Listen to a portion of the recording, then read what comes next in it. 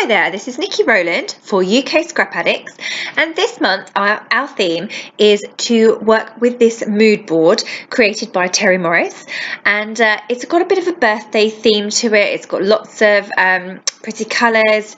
There's a cake in there, so I decided to go for the cake as my main inspiration, and I've printed or cut out even a large cupcake cup file from the Silhouette store, and I'm currently stash busting the Shimelle Glitter Girl collection. So I love all the bright colours, and I thought these colours went brilliantly with the mood board colours. So I've just chosen a background, the bright pink background with words all over it, and that's going to be the outline to my white background layout.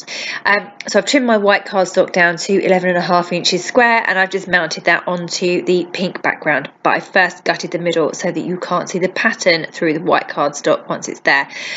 Now what I'm doing is I'm using the 6x6 paper pad from the Glitter Girl collection to backfill all of the different pieces on the cupcake.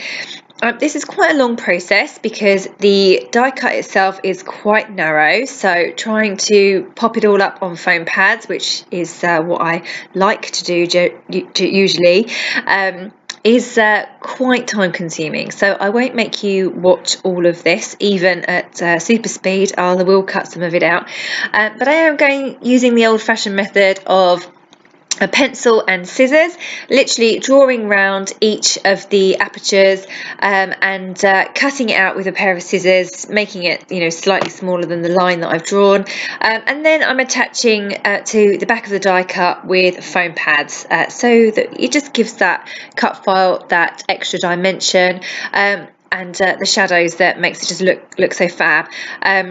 Lots of people wouldn't bother with this step, they would just glue it flat, and on this occasion I did wonder whether I should do that on many occasions, given the narrowness, the narrow lines on the cut file. It was quite challenging to get all of those little bits filled and popped up on the pop dots.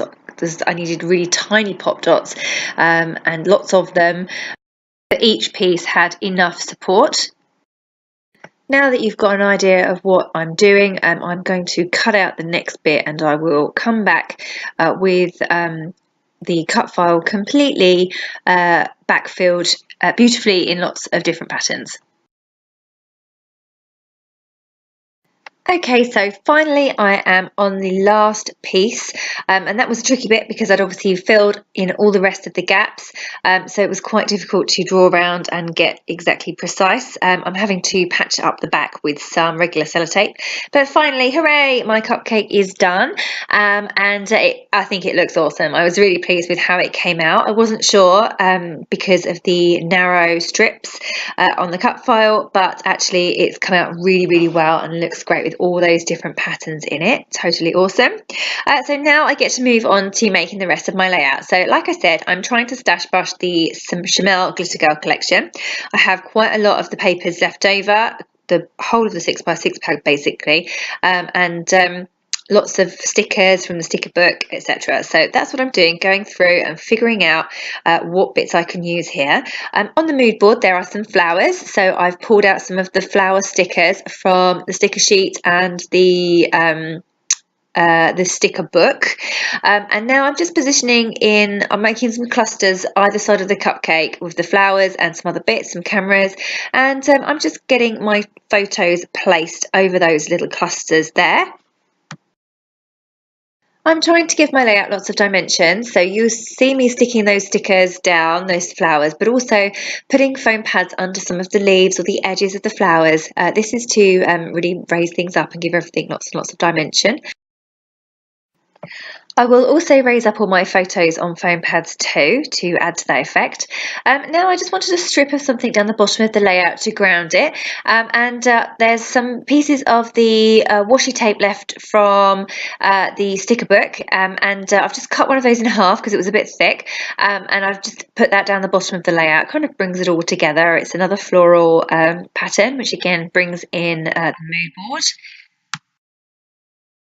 When I chose all of the colours that went into the different apertures on the cut file, I really paid attention to the mood board to try to make sure that I brought in all of the colours. I've got also, one of the papers has got stars on it and kind of gold foiled, which is, you know, there's gold on the mood board, so that brought that in. There's also some stars on the mood board. The dark bit down the bottom with all the flowers on, one has flowers on, but also two is the kind of the disco image at the bottom of the mood board. I thought that kind of reminded me of that. So yeah, I just really paid attention and tried to get everything in that I could to match the mood board. So now what I'm doing is adding some bits and pieces to my clusters, all the small embellishments. I've gone through and added some stars and some other stickers, and I want to add a title.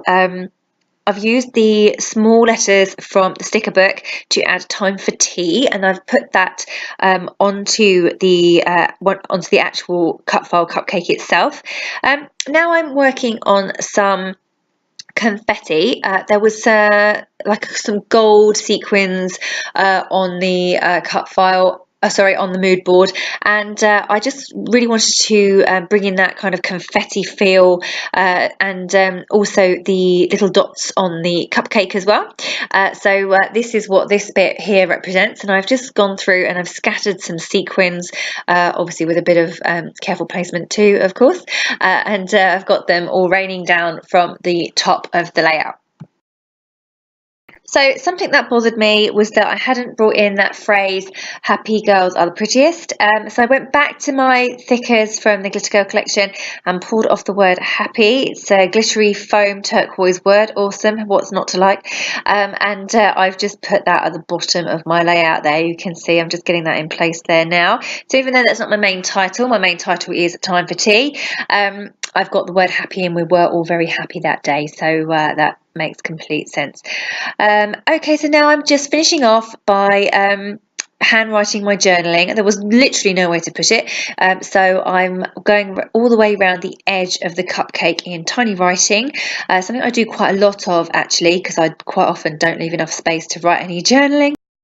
So I'm just finishing off that there, and then I am going to call that done. I'll just put the date in there. Okay, so that is my layout done. Thank you so much for watching. I really enjoyed working with this mood board this month, yeah, thank you very much for joining me. That was Niki Rowland for UK Scrap Addicts.